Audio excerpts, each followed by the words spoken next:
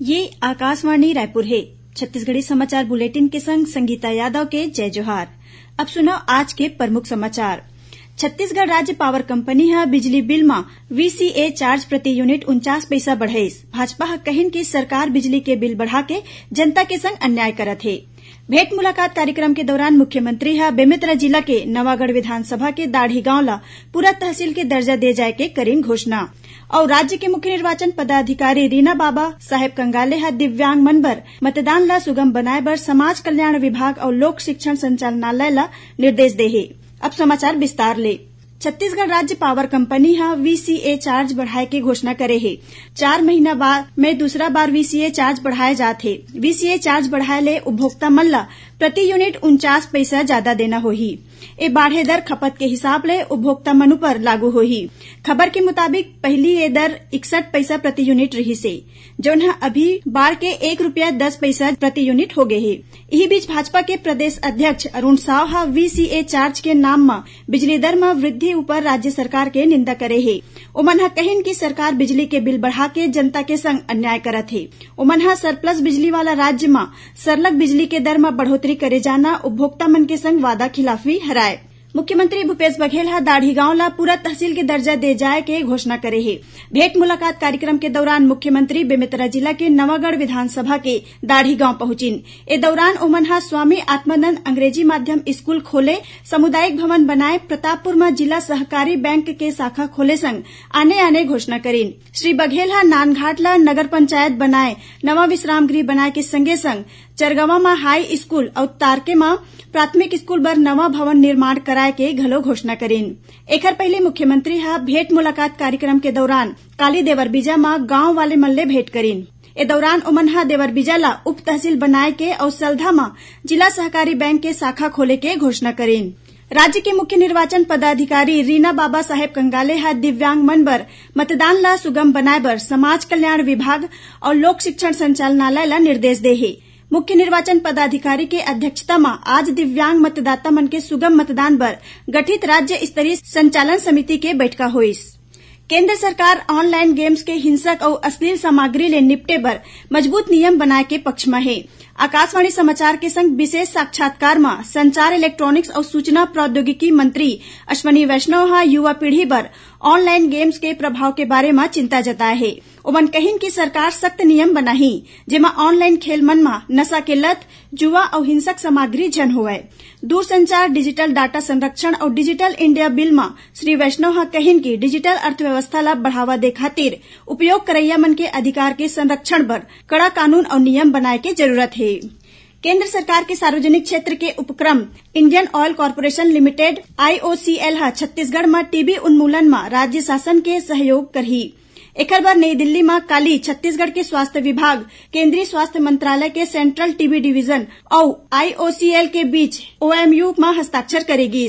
IOCL corporate सामाजिक उत्तरदायित्व के तहत टीबी के जांच बर छत्तीसगढ़ ला 50 ट्रू नॉट मशीन और 5 पोर्टेबल डिजिटल एक्सरे मशीन उपलब्ध कराही। 3 बछर तक ये मशीन मन के मेंटेनेंस के खर्च घलो उखड़ ढार ले उठाए जाही। ए परियोजना में IOCL छत्तीसगढ़ सरकार के संग मिलके टीबी के मरीज मन के संख्या में 80% के कमी लाए के काम करही। छत्तीसगढ़ी समाचार बुलेटिन आप मन आकाशवाणी रायपुर ले सुनत हव। छत्तीसगढ़ के खबर ले है आपके वास्ता और खबर के विश्वसनीयता ले है हमार वास्ता। आकाशवाणी समाचार रायपुर के प्रादेशिक समाचार बुलेटिन के संगे संग हमार समसामयिक कार्यक्रम आप रेडियो के संग अपन मोबाइल में घलो सुन सकत हव। आकाशवाणी समाचार फेसबुक, ट्विटर और यूट्यूब में घलो हावय। हमार फेसबुक पेज हरे Chhattisgarh news on AIR, Twitter handle CGAIR news और हमार यूट्यूब चैनल हरे छत्तीसगढ़ AIR न्यूज। तो अब रेडियो के संगे संग आपके मोबाइल के माध्यम ले हम आप तक पहुंचत हन। छत्तीसगढ़ के हर खबर पर सुनत रहो आकाशवाणी समाचार। अब आगू बाढ़बो बाचे समाचार को ती। आरक्षण मामला में सरलग होवत बयानबाजी के बीच आज मुख्यमंत्री भूपेश बघेल हा कहिन कि भारतीय जनता पार्टी हा OBC आरक्षण के खिलाफ है और एकर चलत आदिवासी और अनुसूचित जनजाति के संग गरीब सवर्ण मन के आरक्षण घलो रुक गए है। प्रदेश कांग्रेस अध्यक्ष मोहन मरकाम के नेतृत्व में 3 जनवरी के जन अधिकार रैली निकाले जाही। रैली में मुख्यमंत्री भूपेश बघेल, प्रदेश प्रभारी कुमारी सैलजा संग कांग्रेस पदाधिकारी, मंत्री, जिला और ब्लॉक के अध्यक्ष के संग विधायक मन के अलावा कांग्रेस कार्यकर्ता शामिल होही। रैली के बाद रायपुर के साइंस कॉलेज मैदान में एक ठिन आम सभा के आयोजन करे जाही। राज्य सरकार ह प्रदेश में जुन्ना गाड़ी मन के चोरी संग फर्जी तरीका ले बेचे और खरीदे ऊपर लगाम लगाए बर नवा पहल करे हे। एकर तहत छत्तीसगढ़ सरकार ह केंद्र सरकार ला पाती लिखे रहिन, जेकर बाद केंद्रीय मोटर वाहन अधिनियम में बदलाव करे गे हे। नवा नियम 1 अप्रैल 2023 ले लागू हो जही। ए नियम के तहत अब सेकेंड वाहन विक्रेता ला घलो नवा वाहन विक्रेता जैसन ही डीलर के दर्जा दे जाही। डीलर के दर्जा मिले ले सेकेंड हैंड डीलर ला गाड़ी खरीदे के बाद स्टॉक में दिखाए या फाइनेंस कराए में सहायता मिलही। संगे संग कोनो गाड़ी के दुर्घटना होए में बीमा क्लेम में घलो मदद मिलही।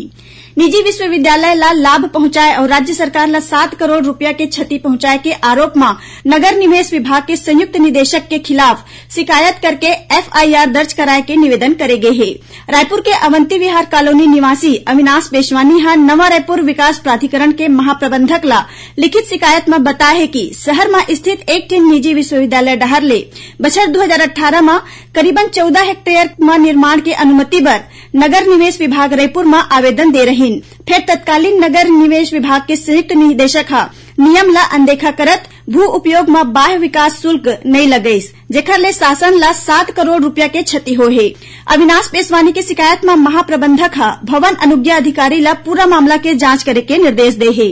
सिख मन के 10वां गुरु और खालसा पंथ के संस्थापक गुरु गोविंद सिंह महाराज के 356वां प्रकाश पर्व आज देश भर में धार्मिक श्रद्धा और उत्साह के संग मनाया जावत है। प्रधानमंत्री नरेंद्र मोदी हा प्रकाश पर्व के मौका में गुरु गोविंद सिंह जी ला नमन करीन और मानवता के प्रति उखर सेवा ला सुरता करीन। अपन ट्वीट संदेश में श्री मोदी हा कहिन कि उखर अदम्य साहस कतकोन बछर तक लोगन ला प्रेरणा देवत रही।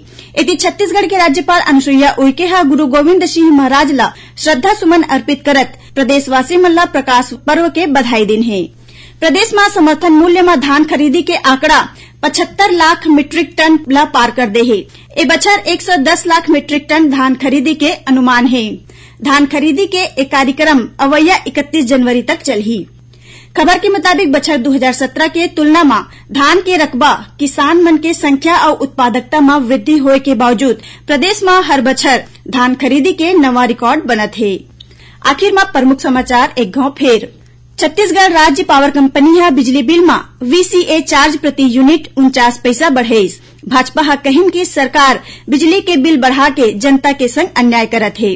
भेंट मुलाकात कार्यक्रम के दौरान मुख्यमंत्री हा बेमेतरा जिला के नवागढ़ विधानसभा के दाढ़ी गांव ला पूरा तहसील के दर्जा दे जाए के करीन घोषणा।